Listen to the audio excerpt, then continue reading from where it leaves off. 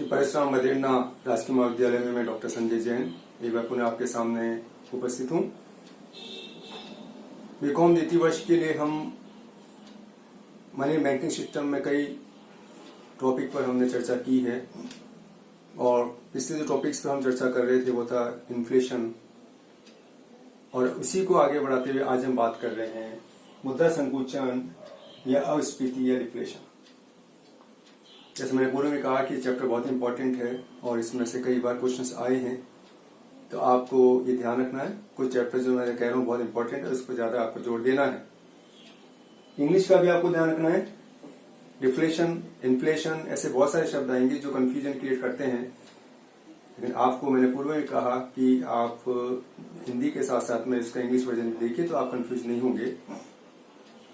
तो मुद्रास्फीति जो पूर्व हमने बात की थी, मुद्रास्फीति क्या है, इसके क्या कारण है, इसके क्या प्रकार है, मुद्रास्फीति किन कारणों से पैदा होती है और इसके अलावा इसके क्या प्रभाव है, इफेक्ट्स ऑफ इन्फ्लेशन, और सरकार द्वारा किस प्रकार इसको कंट्रोल करने के लिए मेजर्स काम में लिए जाते हैं, पूर्व हमने ये बात की थी। तो 3 प्रकार के मेजर्स हमने देखे थे, मौद्रिक उपाय, राजकोषीय उपाय और भौतिक उपाय, जिससे मुद्रास्फीति को कंट्रोल कर सकते हैं। देखिए, मुद्रास्फीति का होना बहुत अच्छी बात है, लेकिन आपने प्रकार में देखा होगा कि मुद्रास्फीति हमने 4 भागों में डिवाइड किया था। एक क्रीपिंग है, एक वॉकिंग है, एक रनिंग है और एक गैलोपिंग है। यानी एक घिसटते हुए चल रही है, एक चल रही है, एक दौड़ रही है और एक सर पर दौड़ रही है। तो दौड़ना और सर पर दौड़ना, और इसमें 4th जो स्टेज है वो तो बहुत ही खराब, अत्यधिक खराब है, और किसी भी देश के लिए ये वो देश की अर्थव्यवस्था संपूर्ण रूप से चौपट हो जाती है, नष्ट हो जाती है। तो सरकारों का प्रयास होता है और होना भी चाहिए कि जब वो चल रही हो तभी इसको कंट्रोल कर ले, क्योंकि इसकी तुलना जैसे बच्चे से की है कि बच्चा जब जन्म लेता है तो थोड़ा सा ग्रोथ होती है तो वो रेंगता हुआ चलता है, उसके बाद में चलना शुरू करता है, थोड़ा सा और बड़ा हो जाता है, दौड़ता है, और जब और बड़ी उसकी ग्रोथ हो जाती है तो वो बहुत तेजी से दौड़ने लगता है, जिस पर आप इसको रोक नहीं सकते। ठीक उसी प्रकार अब आज हम बात कर रहे हैं मुद्रा संकुचन की। तो मुद्रा संकुचन मुद्रास्फीति का बिल्कुल उल्टा है। मुद्रास्फीति में जहाँ कीमतें बढ़ती हैं, रुपए की वैल्यू कम हो जाती है, तो उसी प्रकार आज हम देख रहे हैं कि मुद्रा संकुचन क्या है। मुद्रा संकुचन को सीधे शब्दों में कहें तो मुद्रास्फीति की बिल्कुल उल्टी स्थिति है। इसका 2-3 परिभाषाएं हैं, लेकिन मैंने आपको जो समझने के हिसाब से एक परिभाषा ली है, प्रोफेसर पीगू की एक अच्छी परिभाषा है कि मुद्रा संकुचन है क्या।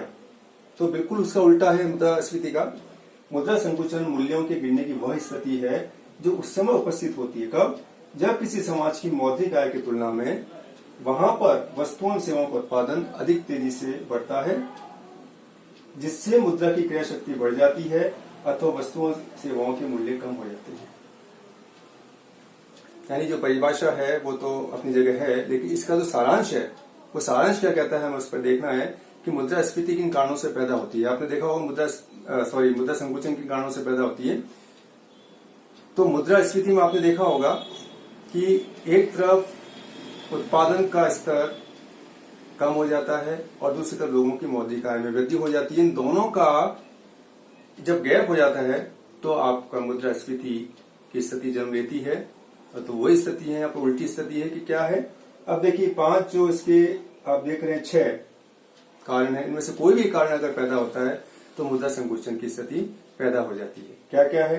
पहला देखिए, मौद्रिक आय घटती है और वस्तुओं के उत्पादन में वृद्धि होती है।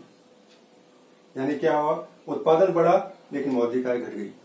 तो उत्पादन बढ़ गया, उसको लेने वाले लोग कम हैं, तो नेचुरली उसकी मांग में कमी हो जाएगी। मांग में कमी होता है उसके मूल्य में कमी हो जाएगी। आप फर्स्ट ईयर में सीधा सा मांग का नियम और पूर्ति का नियम पढ़ के आए हैं। निश्चित रूप से आप गांठ बांध कर रख लीजिए कि पूर्ति का नियम ये कहता है कि जिस वस्तु की सप्लाई ज्यादा होती है उस वस्तु की कीमत कम हो जाती है, या मांग का नियम ये कहता है कि किसी वस्तु की कीमत जब अधिक होती है तो मांग कम हो जाती है, एंड वाइस वर्सा। तो नेचुरली जब आपके लोग खरीदने वाले कम होंगे तो उत्पादन तो बढ़ गया है, खरीदने वाले कम है, तो धीरे धीरे प्राइस डाउन हो जाएगी और मुद्रा संकुचन की स्थिति पैदा हो जाएगी। दूसरा क्या कह रहे हैं? मौद्रिक आय यथावत रहे पर वस्तुओं का उत्पादन बढ़ेगा। उत्पादन तो बढ़ गया, अच्छी बात है, लेकिन मौद्रिक आय वही है, यथावत का मतलब स्थिर, वही की वही है। तो उसका परिणाम भी वही है, उसको जब उत्पादन को खरीदने वाले अतिरिक्त लोग नहीं है, क्योंकि आय वही है, तो नेचुरली उसमें फिर एक गैप हो गया, कीमत स्तर डाउन होगा और मुद्रा संकुचन की स्थिति पैदा हो जाएगी। तीसरी बात क्या कह रहे हैं, मौद्रिक आय तथा उत्पादन दोनों बढ़े पर उत्पादन में वृद्धि अपेक्षाकृत अधिक हो, यानी दोनों बढ़ रहे हैं लेकिन उत्पादन में वृद्धि अपेक्षाकृत ज्यादा है। यानी मौद्रिक आय भी बढ़ रही है, उत्पादन भी बढ़ रहा है, लेकिन उत्पादन की वृद्धि मौद्रिक आय की तुलना में ज्यादा होने से फिर एक गैप हो गया और इसके कारण जो अतिरिक्त उत्पादन को खरीदने वाले लोग कम रह गए, जिससे प्राइसेस फिर गिरेंगी और इसके कारण मुद्रा संकुचन पैदा होगा। चौथा क्या कह रहे हैं, मौद्रिक आय तथा उत्पादन दोनों घटे पर मौद्रिक आय में कमी अधिक हो, यानी दोनों घट रहे हैं, अच्छी बात है, दोनों साथ साथ घट रहे हैं, लेकिन क्या हो रहा है, लेकिन मौद्रिक आय में कमी अधिक हो, यानी मौद्रिक आय बहुत तेजी से घट रही है, तो इसका इफेक्ट भी वही आ रहा है, उत्पादन घट गया, मौद्रिक आय घट गई, लेकिन मौद्रिक आय में घटने की जो दर है वो उत्पादन में घटने की दर से ज्यादा होने से खरीदने वाले लोग फिर कम हो गए और पैसे गिर गई, मुद्रा संकुचन की स्थिति पैदा हो जाती है। उत्पादन यथावत रहे पर मौद्रिक आय घटे, उत्पादन वही है, स्थिर है, कांस्टेंट है, लेकिन मौद्रिक आय घट गई है। उत्पादन वो का वही है, आय घट गई है, नेचुरली कौन खरीदेगा, तो धीरे धीरे क्या होगा, उत्पादन जब किसी भी वस्तु की मात्रा जब जैसे मैंने बात की अधिक हो जाती है तो उसकी प्राइसेस कम हो जाती है और ऐसी स्थिति मुद्रा संकुचन की स्थिति पैदा हो जाती है। और अंतिम है जब वस्तुओं की पूर्ति मांग से अधिक हो, सप्लाई का जैसे मैंने अभी नियम बताया कि मांग और पूर्ति के नियम में मांग कम है, पूर्ति ज्यादा है, तो कीमत स्तर कम होगा, या वस्तुओं की पूर्ति मांग से अधिक हो।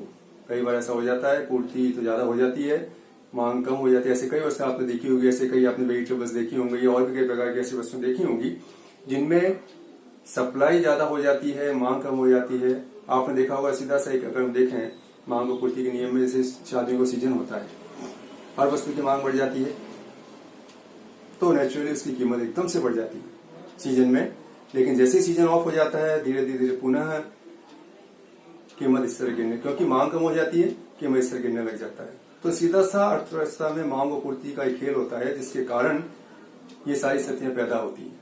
अभी कोरोना काल में भी आपने देखा होगा कि जब शादियों का सीजन बिल्कुल नहीं रहा तो कीमत स्तर बिल्कुल ही कम हो गया और लोगों द्वारा जब नहीं खरीदा गया, हर क्योंकि उत्पादन बिल्कुल ठप हो गया, लेकिन उसके साथ साथ में खरीदने वाले लोग भी नहीं रहे। तो ऐसी स्थिति में तो ये भी कई ऐसी स्थितियां पैदा हो जाती हैं जब मांग और पूर्ति के हिसाब से मुद्रास्फीति मुद्रा संकुचन होता है। तो आज हमने बात की कि मुद्रा संकुचन क्या है, मुद्रास्फीति का बिल्कुल उल्टा है, और जो अब हम आगे बात करेंगे अपने अगले लेक्चर में कि मुद्रास्फीति के मुद्रा संकुचन के कारण क्या है, क्या इसके प्रभाव पड़ते हैं और क्या इसके सरकार द्वारा क्या उपाय किए जाते हैं। बिल्कुल इसका उल्टा है। अगर आपने एक बार अच्छी तरह तैयार कर लिया मुद्रास्फीति को तो निश्चित रूप से आप मुद्रा संकुचन को अपने आप लिख सकेंगे। धन्यवाद।